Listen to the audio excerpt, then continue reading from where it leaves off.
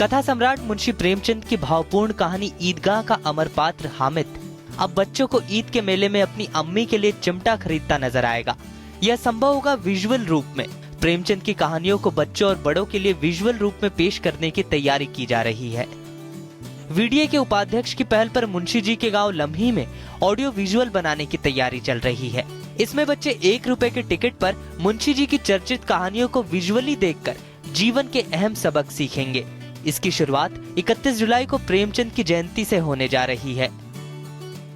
आजकल के स्टूडेंट्स में कई बार उतना धैर्य नहीं होता कि वो पूरी नॉवेल्स पढ़ें, तो हमने ऑडियो विजुअल रूम वहाँ पे हम लोग डेवलप कर रहे हैं एक, जिसमें बच्चे वहाँ पे जाएंगे, स्टूडेंट्स जाएंगे, यूनिवर्सिटी के स्टूडेंट्स हो सकते हैं या आम पर्यटक भी हो सकते हैं जो वहाँ जाएं, उनको ऑडियो और विजुअल रूप में प्रेमचंद जी की कहानियाँ दिखाई जाएंगी।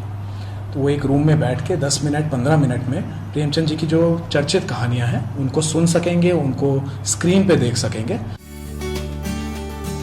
वही दूसरे चरण में लम्ही में ऐसी दुकान भी खुलेगी जिसमें मुंशी जी की कहानियों में उल्लेखित सामान की बिक्री होगी, मसलन ईदगाह का चिमटा, लकड़ी और मिट्टी के बर्तन, कलम और दूसरी चीजें। प्रेमचंद जी की कहानियों से जुड़े हुए जो सामान है, जैसे T shirts, pen stand, pens, stationery के आइटम्स, पेपर वेट, इस तरह की चीजें वहाँ पे हम लोग उसका बिक्री करना शुरू करेंगे। तो न केवल इस बिक्री से ये होगा कि वहाँ के रखरखाव के लिए हमें कुछ धनराशि प्राप्त होगी, बल्कि साथ ही साथ लोग अपने साथ प्रेमचंद जी से जुड़ी हुई एक चीज ले जाएंगे, उससे जुड़ेंगे, उसको समझेंगे। वही प्रेमचंद साहित्य से जुड़े लोग भी लम्ही को हेरिटेज विलेज के रूप में स्थापित करने को सकारात्मक मानते हैं, लेकिन वो ये भी जोड़ते हैं कि गांव की महत्ता इस प्रोजेक्ट में बनी रहे।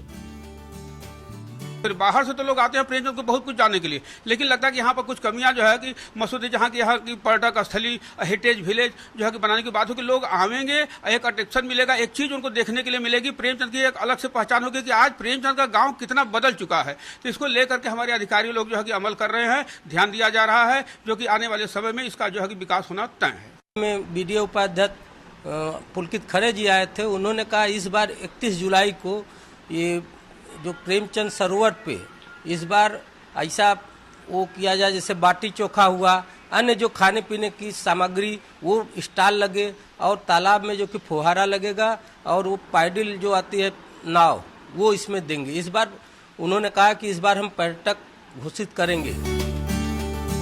प्राचीन शहर काशी सिर्फ धर्म नगरी ही नहीं बल्कि साहित्यकारों की भी भूमि रही है, जहां से मुंशी प्रेमचंद और धूमिल जैसे लेखक और साहित्यकारों ने न सिर्फ देश में बल्कि विदेशों तक अपने गांव और शहर का नाम रोशन किया। ऐसे में इन साहित्यकारों की भव्य आभा का प्रदर्शन जरूर पर्यटन को एक नई दिशा देने में मील का पत्थर साबित हो सकता है। गौरव शर्मा, APN, वाराणसी।